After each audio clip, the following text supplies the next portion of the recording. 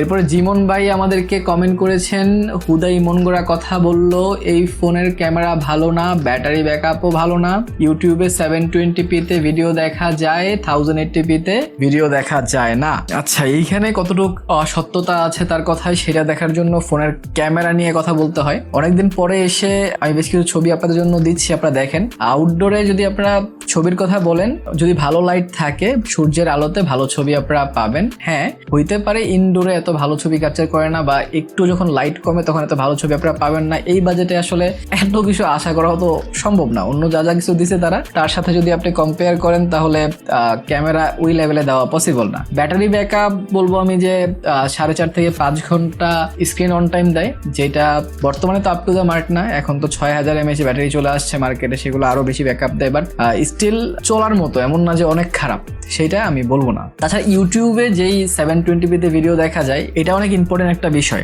Because of ফোনটা কিন্তু full HD display দিয়ে আসছে।